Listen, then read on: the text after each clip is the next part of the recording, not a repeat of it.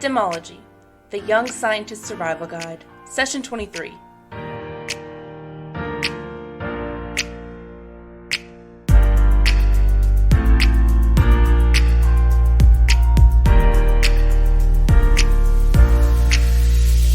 Welcome, STEMologists. This is your host of the STEMology podcast, Alina Adams, and I am pretty excited to introduce this week's guest. His name is Kyle Kraft, and I just want to say thank you for joining me. And I know we've had quite a struggle getting together lately with both of our busy schedules, so thank you for taking the time to be here. Well, thank you for having me. Yeah, so I just finished my undergraduate, so I got my Bachelor's of Science in Aerospace Engineering from Missouri University of Science and Technology. Over the summer, I was an intern for NASA Goddard Space Flight Center, and now I'm a PhD student at Texas A&amp University. That's very exciting. Are you just now moving in and getting situated? Yeah, a little bit. I kind of don't have a whole lot of furniture right now, but I have a desk and a chair, and that's pretty much all I need. That's true. Are you home a lot to really miss the rest of the furniture? I'm home more than I would like to be, but for obvious reasons. Yeah. Well, I was wondering if when you were younger, you also wanted to be an aerospace engineer, or was this like a more recent development? I was really interested in aerospace engineering, probably going back to even middle school. I remember I've always been fascinated with space, and that comes from my father, especially because he grew up in the 60s during the space program, so that was pretty influential in his life. And then when I grew up, we had the shuttle missions, and you had all the black and white footage from the 60s and everything like that. So I was really interested in space for a while, and I can even remember in middle school that interest when we did a project in class where we had to kind of research different career fields and stuff. I remember my teacher back then being like, you should look into aerospace engineering. So did you know back then kind of the hell you would be going through? Assignments and who could have guessed what's the going stress. on right now, but no, I mean, because even when I was at an undergrad, it took a while before I was really interested in getting a PhD. And oh, really? Now here, I could not have guessed some of the stressful situations, and especially from a research standpoint that I've done so far. A lot of lost sleep, but I think in the aggregate it was all worth it. I remember one time when I was really young, we did get the telescope out, and we looked at, I think we could see Jupiter and Saturn that night. Something, just a really clear night, just in the backyard, you got the telescope, and you can see the rings on Saturn, and you can see details in Jupiter and stuff like that. And I remember that being kind of a profound moment where so not to get too romantic as the engineer, I should probably stay to just the facts and the numbers and everything. But I remember, being able to see those features, you could kind of get kind of a feel for just how small and pristine the Earth was, and kind of get a connection to the rest of the universe a little bit. I remember feeling that too with the solar eclipse. That was a really fascinating moment where you can kind of, see for lack of a better term, the majesty of the universe right there in front of you with your eyes. So I think those moments have definitely influenced me, or maybe not to make the decision for aerospace engineering, but they're good motivations to, remember why you're doing it. And, when you're staring at a computer all day, it's pretty easy to lose track of the actual real world applications of what you're doing. That's an excellent point as well, is when you're sitting in the classroom and when you're putting in those long hours and all that stress, kind of forget the end goal and the reason why you chose it in the first place. So having those reminders of what sets you back and you can really think through why you chose this career in the first place is important. Did you have a pretty clear progression from high school to undergrad to grad school? I had a normal experience in the sense that I had the normal amount of stress of the different universities that you apply to. And I think one thing that a lot of people go through, and I know certainly a lot of my fellow undergraduates at S&T went through, is that big decision of what college to go to. And for me, S&T kind of won out because of financial costs, and had a lot of friends that were going to S&T, so that played a role in it. I think one thing, if I could give some advice, I guess people who are going through that process right now, or thinking about that college to go to, it's that engineering as a whole really doesn't change depending on where you go, to an extent. So the mathematics behind how things work, the dynamics, everything that goes into engineering, it really is pretty much the same at any university. And for example, when I came here to A&M over the last few weeks, and especially talking to some of the other lab mates here at A&M, right? So you have this impression that when you go from kind of a smaller school, which S&T isn't a small school, but in terms of other state schools, it's a smaller school. When you come to this massive engineering college that's got something like 20,000 engineering students, it's a top 10 engineering college in the country, you have this impression that it's going to be kind of night and day. But I can really say between the two colleges, there's not a whole lot of difference in terms of academics and what classes are being offered, what materials being offered in those classes, and what's being covered.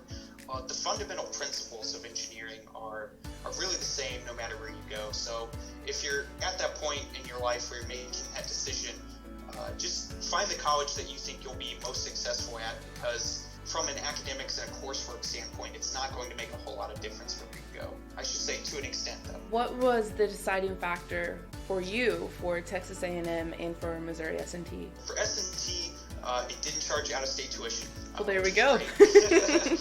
And, I remember at the time, too, when I was in high school, I had a lot of friends who were going to these big out-of-state, especially private colleges, too. So I had friends who were going to Ivy League, they were going to Caltech, or they were going to MIT or something like that. I remember when I went to S&T, I kind of had that thought in the back of my mind, like, oh man, you got all these friends that are doing they're going to go on to do all these great things and all this pressure and everything.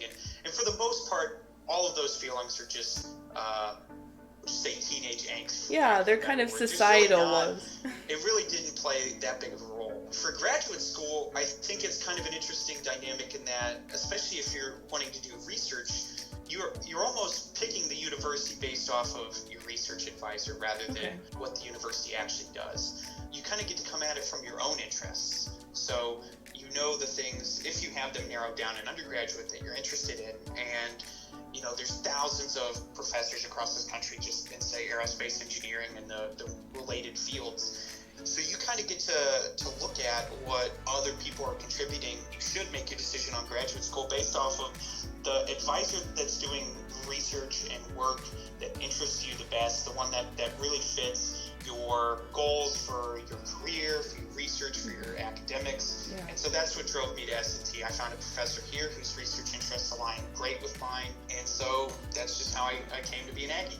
Get 'em. I mean, that's a very clear explanation of why to choose a school. I feel like you're correct in the way that students choose perhaps based on prestige that they think the school has or what's most popular, but really it should just be what aligns with your interests, what's going to help you to succeed, and the possible mentors or advisors that you could gain along the way. So do you believe that there are any clubs or organizations that also helped you come to this point in your life? Oh, absolutely. As an undergraduate in engineering, and one thing that S&T did put a big emphasis on, and I think a lot of engineering schools are starting to put an emphasis on, is hands-on experience rather than just using your coursework. So for me, I started as an undergraduate in what we call Missouri S&T Satellite Research Lab. I started there the second semester of my sophomore year. Almost all of the fundamental principles that you learn in class really don't allow you to access real engineering problems. But what you'll find is that when you do things like extracurricular, say design team is what we called them, where you actually get to work engineering problems in the real world while still having an academic tie to them, I think it really complements what you see in your coursework a lot. And you'll usually run into the sentiment, most students, that they learn the majority of the knowledge that they retain and use in their careers through those design teams rather than in the coursework that they have. It is important to say that the coursework is what allows you to access the knowledge and the critical thinking required to do those engineering problems on a design team. That type of curriculum learning is very important. I mean, that's the model that medical schools have been using for decades, putting you in a clinic and with actual patients. And I assume that it's the same with engineering, giving you real life problems with real life solutions. Maybe this isn't true in the medical field, but I think one thing that design teams do while you're in academia or extracurriculars that involve your coursework in any field is they give you a great place to fail. Absolutely. It gives you a good opportunity to fail repeatedly over and over again without having significant consequences. And you have that support system of your peers and of your mentors or advisors that are there to, well, one, watch you fail, but to see how you're going to, pick yourself up and learn from the experience. And it is important to get up and learn from it because everyone makes those mistakes. Like, you can't think that you're unique in the mistake. Yeah, absolutely. I remember I was talking to a professor at a different university, and he runs the undergraduate satellite research that they do at that university. And I remember him telling the story that they go to design reviews for the Air Force who funds their projects. And he would say, I'll sit back and I'll see what their slides look like before they go to the review, but I'll let him go into the review with mistakes. He's like, because I can design these. He'll sit there. He's like, I've designed these for example, these attitude control systems for multi-million-dollar government satellites. But it's important that they go in with mistakes so that they can handle the mistakes in front of the audience, so that they can learn from their mistakes, and then I just don't end up doing the work for them. Even at a competition level, it's important to let people fail so that they can learn from their mistakes. There's a point in your career where that's the only way you will learn. You can only learn so much from a book or only so much from the people around you. There comes a point where you need to be put in a situation where you either sink or float. Would you say that there were mentors in your life that kind of shaped you? From a professional standpoint, I can think of two mentors previously that I've had. Obviously, my academic advisor now is a great mentor for moving through graduate school and learning specifically what I'm researching. But those two would be the undergraduate research advisor I had, leader of S&T's satellite research team, Dr. Pernica, and my former mentor at an internship I had, not this summer, but the summer before that, Dr. Jacob Darling as well, who's currently with Boeing now in St. Louis. And so both of them were really good at providing direction and what I was interested in.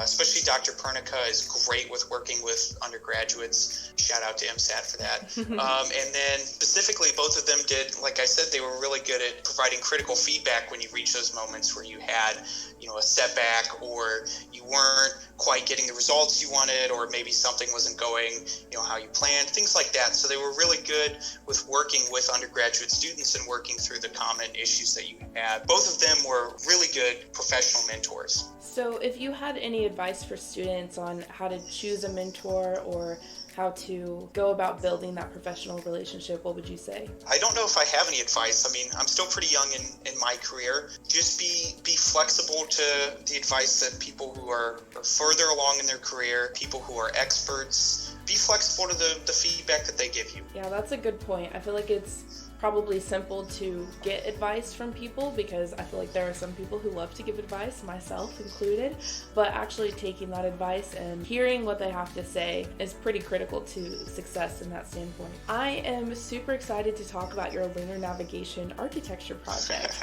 Do you want to give me a quick overview? Yeah, so I think the information I sent you was from the internship I had this summer. So that was a fantastic internship program through NASA Goddard Space Flight Center's Spacecraft Communication and Navigation program.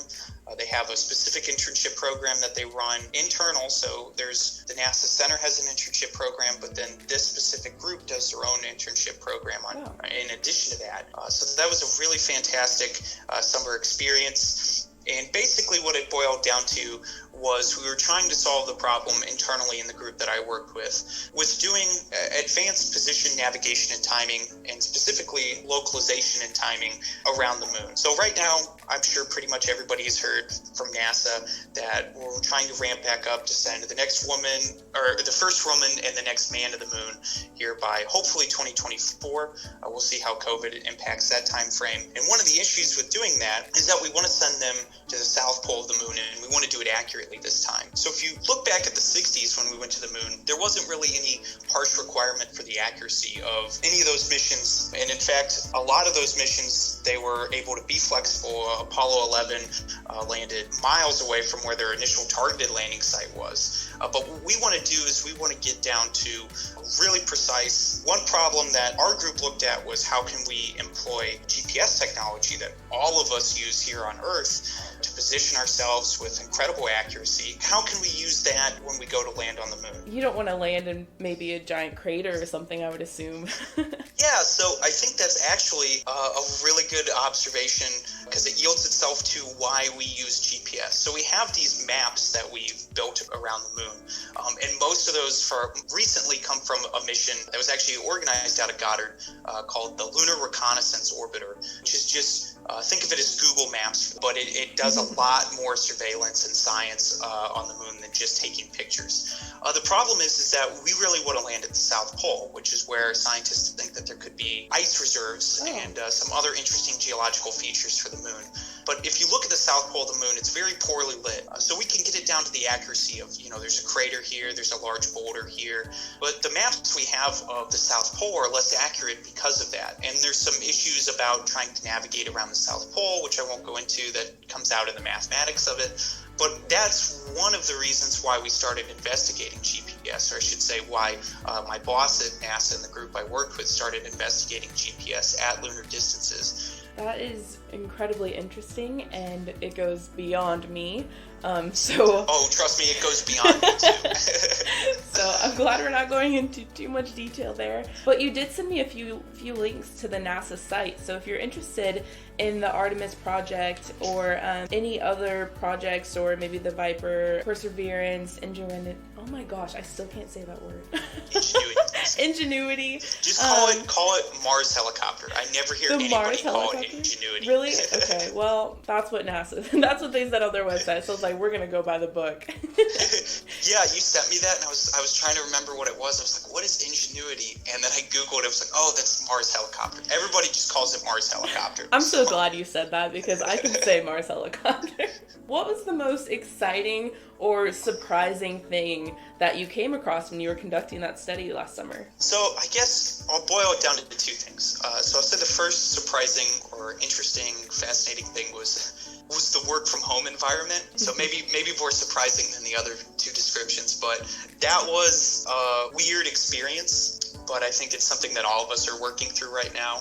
In terms of the study, I think from a technical standpoint, the most interesting aspect of the research that me and my colleagues were able to do over the summer was really the applications of this engineering technology in the form of GPS that was never at all designed for distances outside of the Earth's surface, but being able to be applied to the moon. And so it really goes to show with ingenuity and engineering what you can accomplish, and you can really squeeze a lot of potential out of old technology or out of concepts that you would have never thought before. That is quite fascinating. I don't even know how you would approach that. So where do you see this research developing further than applications on the moon? It's trying to accomplish a few things. The first is they want to work with the Air Force, who actually runs the GPS constellation. They want to work with the Air Force a little bit more to make sure that what we call in our industry the space service volume of GPS extends further than just the Earth. So the Air Force, for obvious military and strategic reasons, they're really only interested in supporting GPS for the Earth. They've been able to use it for space projects, but what our branch was really trying to do is really trying to lobby the Air Force to make this a space asset as well for space navigation. And that could provide for a lot of higher altitude, what we call cislunar missions. So these missions that exist between the Earth and the Moon, but they're not quite in Earth orbit or lunar orbit. Okay. Although I guess technically they're in both. So that was one aspect. The other aspect is we wanted to apply this to the future lunar missions entirely. So there's a lot of really cool mission concepts and designs that are coming out right now for how we want to use the moon for a long-term asset and a long-term exploration stopover point. So there's a lot of things we want to do at lunar distances. I think it was really nice to contribute to just a small piece of that, where we're really working to get GPS on all of those missions that can fly them and get some benefit from them, specifically the future Artemis missions. What we have going up called Gateway, think of that as kind of the ISS around the moon. It's going to be a space station that we'll put in a lunar orbit. A lot of those future missions benefit from the features of the research that we did. There's also one other interesting mission they're trying to accomplish right now called LunaNet, which I would highly recommend anybody who's interested in space look that up, because that's absolutely fascinating. The end goal goal of that is to eventually have basically an iPad that astronauts can walk around on the moon with and get all kinds of information from. Oh, wow. So it'll be an information constellation around the moon, specifically for communication, talking back and forth with Earth. Also, so that an astronaut can literally pull up like a Google Maps of the moon and see where they're at and see a bunch of different information about the moon. So that's another application that I think the research could be used for. That is incredibly exciting. I'm gonna be honest, I don't try to think about space too much because it kind of scares me, like just a vast unknown of empty space. Like that's kind of terrifying. But I can see this being amazing. And I mean, in the way you said of long-term occupation on the moon or Mars or wherever else, having like a direct pinpoint of where you are and the landscape around you would be pretty critical to that. So it's amazing that you were able to have a hand in that process. Talking about exploration, what goes into occupying the moon? Like what types of planning goes into something like that? Oh, an unbelievably large amount.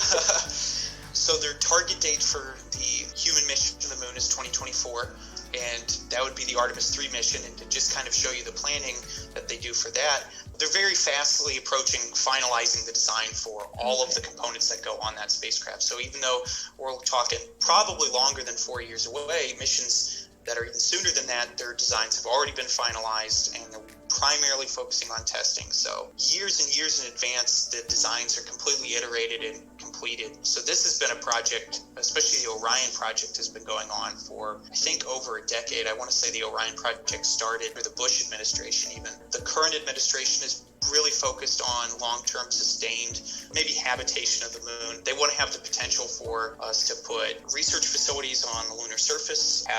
They want to have this station called Gateway so that they can have Lunar outpost. A facility. Yeah, like a lunar outpost for it, so that you can have a facility to restock and resupply when you go to further places such as Mars or other locations in our solar system. Probably the most interesting aspect, if you're someone like me who knows nothing really about space, is these new Artemis spacesuits, the modernized ones.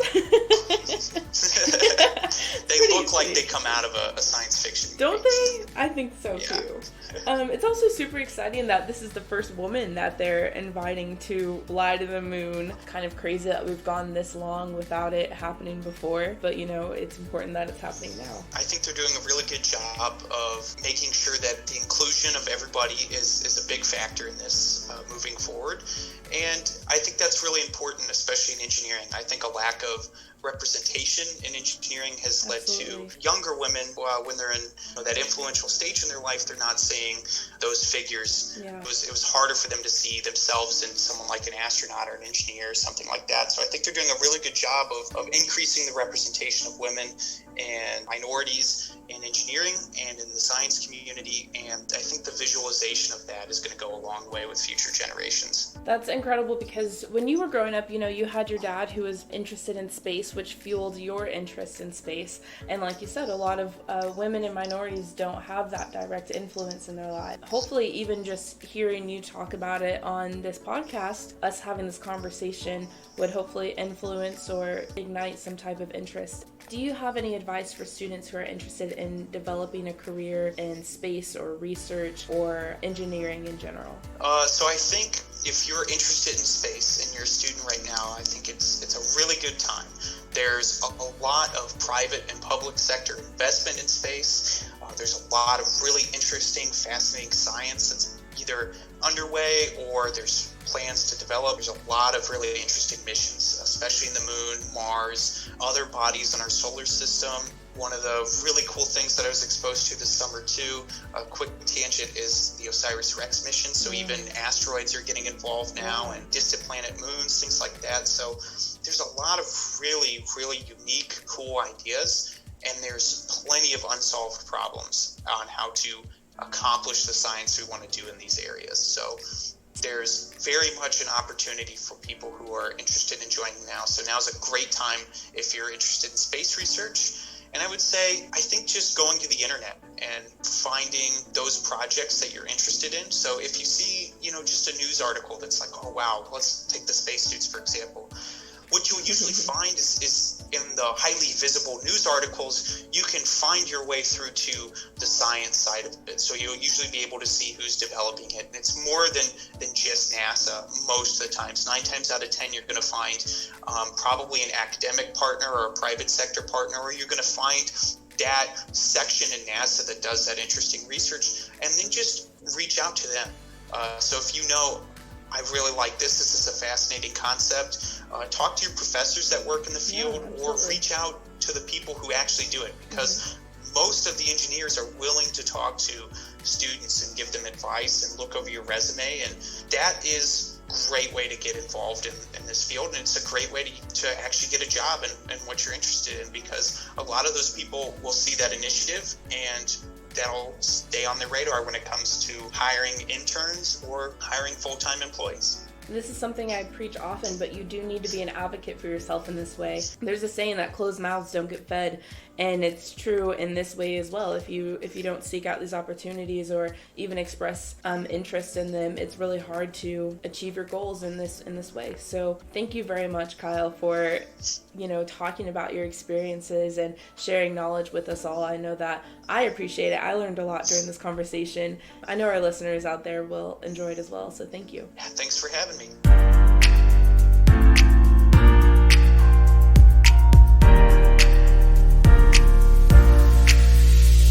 In the next episode of Symology, Emma Helm and I have something very special planned. It's going to change the game for all of you pre-med students out there, so be sure to tune in next Sunday at 12 p.m. And don't forget to share and subscribe. You can reach out to me at symologyysSG@gmail.com and on Facebook, Instagram, and Twitter at symologyysSG. There's so many ways to support the Symology podcast and be able to continue to hear more of the information I have for you all. So leave a review on your favorite episode so your fellow students know that you love to listen. Thank you for listening to our 23rd episode of Symology, a Young Scientist Survival Guide. Tune in with me, Alina Adams, for episode 24, the Pre-Med Prep Program. See you next time.